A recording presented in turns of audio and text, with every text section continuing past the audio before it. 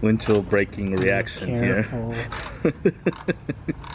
Why GM decided to do this nonsense is beyond me. It felt like the gap right there between the fender and the pillar was so important.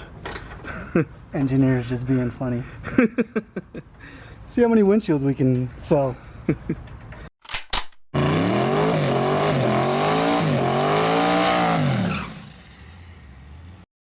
Alright, looks like we've got the majority of the front off. Fenders are getting ready to come off of it. And the bumper, of course, last piece there on the front. After that, the hood. Then we move on to the doors, bed, and then we let the guys in the morning do the rest.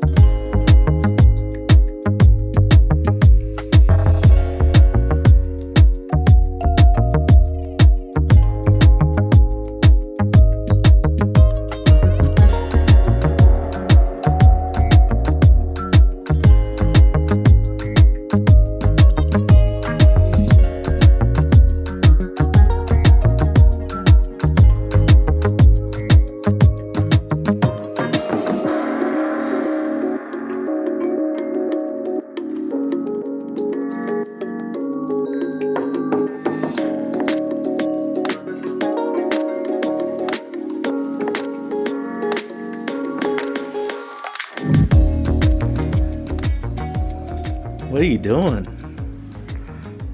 Time to measure rim size. Or backspace. Time to measure backspace. As you can see, we got a 24-inch tire. It's a little shorter than you wanted to run, right? Yeah, this is a 35. 35? And I think we're probably going to go with these Toyo tires. And Toyo makes a 40 version of this one, huh? Right. So it's going to be a little bit taller than what you see there. But Adon ended up buying this tool. After many arguments, Adon ended up buying this tool. We found this tool that we can measure backspace with for a 6-bolt hub. And he bought it, he got it, shipped it over here. So what we're gonna do is set it in the tire, and then basically that becomes the rim. We're gonna bolt it to the car, and then from there we should be able to adjust the center hub to find out how much backspace we can get away with before we start touching the body and all that. We still haven't made a determination on wheel or color. Well, wheel color. There may have been already a decision made on the color of the car, but we're gonna keep it a secret. Maybe we know what it's gonna look like. Maybe we know what it's gonna look like. Maybe. Maybe there's a design floating around somewhere on the internet. Top secret. There's only 3 people that have it. Oh man. I may have sent it to 10 people. You. You can already see I'm working on tucking that tire in as much as possible. It's gonna be tight, that's for sure. What we talking about now? So right now we've got the wheel set at 10 inches, and we've still got room on the inside, and it's flush with the outside. But I think we can get away with an 11. Unless I'm doing staggered. You don't have to run staggered, but you're gonna run a different size combo on the front. You'll have a skinnier.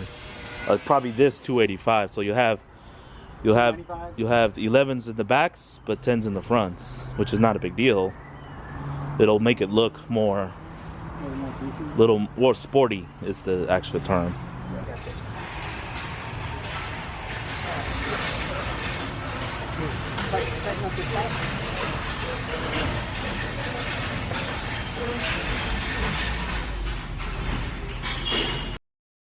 Then you got this guy over here working on his Toyota project truck. Do you even have an Instagram? I sure don't, man. Okay, great. Go follow him at username, insert username here to check out his Toyota. He's actually putting one of those off-road pre-runner type kits on. You can see right there. It's too bad you don't have an Instagram so people come follow your build, but that's fine. Is there a flare that goes on the bumper side? Yeah, there's one that goes on after. This was the not so excessive kit, right? Yeah. Like the in between. Yeah, kind of. So this style off-road flare is like the middle version. They actually make a more extreme version on that, but this one's got some nice. It's got some nice flair to it, dude. Yeah, it definitely poked it out. Yeah. How's the tire? How's the tire tuck in there? Good. Yeah, There's plenty of clearance now. So. Is it in line with the fender, or is it tucked in, or? It's like right on the edge of the wheel and fender. Not bad. So there's that build at Edwin Cardona Instagram. Gotta get on the gram, man. Yeah. So in order to do this job right, because this is gonna be a little more extra than a normal all-over paint. Usually on an all-over paint job, we don't paint inside the cab, underneath the cab. That usually stays about the same primer color that it comes in from factory. But on this job, we're actually gonna paint. We're gonna go ahead and get everything done. So we got to separate the frame from the cab in order to get underneath it. The only problem with that is we don't have a forklift, but we are trying to figure out a way to get this thing separated from the frame so we can roll the frame out and get the cab off of there. Bye, Snoopy.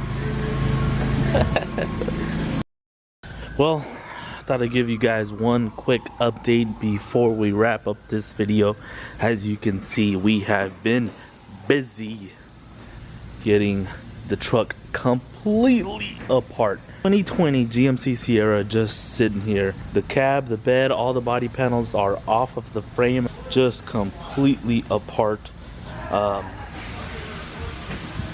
cab has already begun being prepped and getting ready for it's way past prep now. It looks like they've already done the lizard skin inside. I didn't even realize they've already started that. The engine bay has been coated black. There is a reason why we did that. We felt like going color on the engine bay, on the frame rails, was just not a good idea. You don't really want to show this stuff off, especially since these GMC trucks, these new trucks, they have a ton of coverings, plastic covers that go in the engine bay, so you hardly ever see any of that. So we decided to go black.